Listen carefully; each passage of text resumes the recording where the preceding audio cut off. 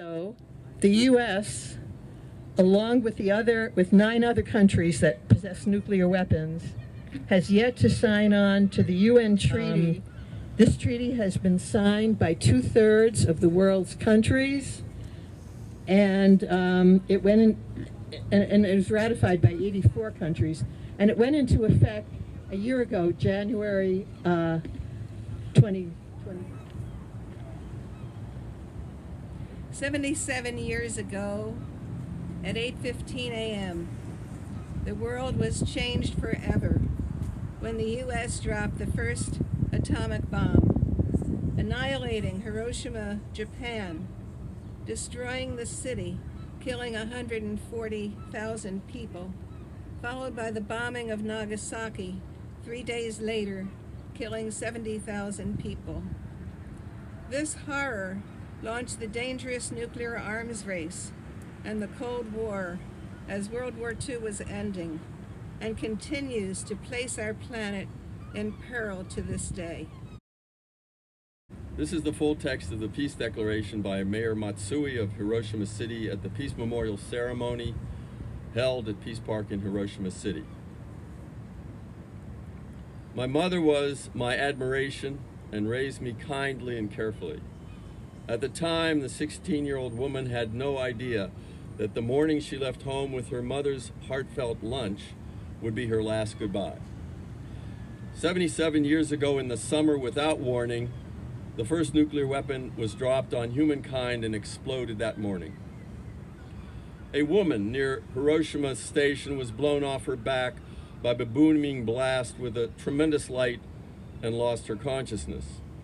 When she regained consciousness, she wandered around the still smoldering city looking for her mother, and what she saw was a large number of charred black bodies. Among them were charred corpses clinging to the necks of cows while standing, and bodies floating in the water due to the ebb and flow of the tide. I looked back. In Russia's invasion of Ukraine, policymakers who protect the lives and property of the people use the people as tools of war, depriving the lives and daily lives of innocent citizens of other countries. And the idea is gaining momentum around the world that peace cannot be maintained without nuclear deterrence. Based on the experience of war, these actions go against mankind's resolve to aim for a peaceful world free of nuclear weapons. Abandoning the pursuit of the ideal of maintaining peace without the use of force and ignoring the status quo is nothing less than jeopardizing the survival of mankind. For the invitation, thank you to the New Haven Peace Commission. I know Mayor Elliker wanted to be here, and I think he's going to join the next event. So thank you for this opportunity to be with you as we mark one of the largest losses of civilian life in history. Even 77 years later, this remembrance is apt, as nuclear weapons are again escalating conflict and tensions. The prospect of nuclear war seemed distant until recently, but now looms again. In the context of war and weapons of mass destruction, we are poignantly reminded that our communities are fragile and how the whims of the powerful can determine the destiny of millions. In reality, even without the threats of bombs dropping from the sky, many in our community right here in New Haven face violence and threats on a daily basis. As we contend here with the flood of illegal guns, shootings, homicides, we must recognize that meeting these challenges will require investment in people and in communities. The federal investment in social programs in the United States remains paltry by international standards. If we set the right priorities, we can solve many social problems plaguing our country. As an example, in New Haven, we are putting federal rescue plan dollars to work by investing in homelessness services, youth programming, housing, working with folks who are at risk of gun violence, both in terms of being victims of violence and perpetrators of violence. We're helping folks who have mental health challenges. But this is just a down payment in the amount that we need. We need a lot more federal investment. This is proof of concept that this kind of investment can work. And the question we have to ask ourselves is not whether we can afford these things, but it's whether we want to. Thank you. from Original Child Bomb by Thomas Burton, written in 1961. As to the original child that was now born, President Truman summed up the philosophy of the situation in a few words. We found the bomb, he said, and we used it. Since that summer, many other bombs have been found. What is going to happen? At the time of writing, after a season of brisk speculation, men and women seem to be fatigued by the whole question. Future by Joseph Brodsky, written in 1984. High stratosphere winds with their juvenile whistle, a thought-like white cloud in search of mankind. Oh, where are you flying? Said missile to missile. There is nothing ahead and nothing behind. Good morning, everyone. Thank you for being here. I am a member of Veterans for Peace. Most of the veterans that I associate with do not want to see another war.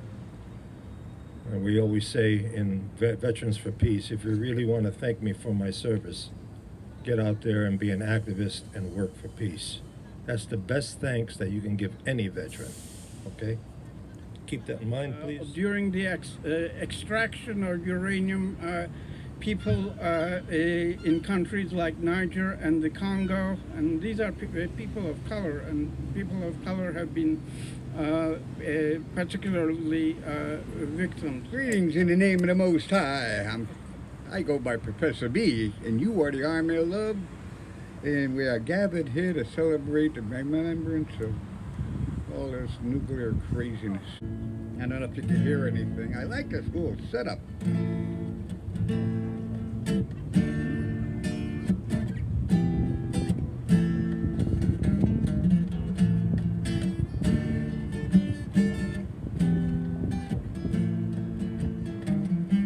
Well, it's disgraceful about humanity, it's insanity, but reality, celebrated in its history of its misery. Greed is always there, so in your dealings when it comes to mine, show some love and would you be so kind, make it happen within its time. Be a soldier, yes, and hold the line, 'cause what the world needs now is a whole lot of loving. What the world needs now is a lot of love. What the world needs now is a whole lot of loving. What the world needs now is a lot of love. Don't be blinded by the racist thing, or the rainbow team, or the money schemes. I come and stand at every door, but none can hear my silent tread. I knock and yet remain unseen, for I am dead, for I am dead. I'm only 7, though I died in Hiroshima long ago. I'm 7 now as I was then. When children die, they do not grow. My hair was scorched by swirling flame. My eyes grew dim, my eyes grew blind. Death came and turned my bones to dust, and that was scattered by the wind. I need no fruit, need no rice. I need no sweets, nor even bread. I ask for nothing for myself, for I am dead, for I am dead. All that I need is that for peace you fight today, so that the children of this world can live and grow and laugh and play. Before I read this, I just want to remind you that on Tuesday we're going to be observing the bombing of the 77th anniversary of the bombing of Nagasaki. which is going to be in front of City Hall at the Amistad statue, and that's going to start at 10:45. So these are the words of Sadako Kurihara. Hiroshima is by no means something that happened in the past.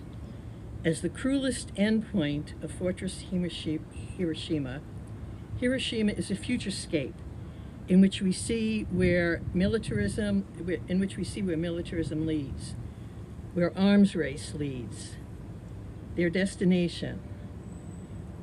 It's humankind's greatest blind spot that serves notice to the world. Okay, thank you for coming today. That concludes the program.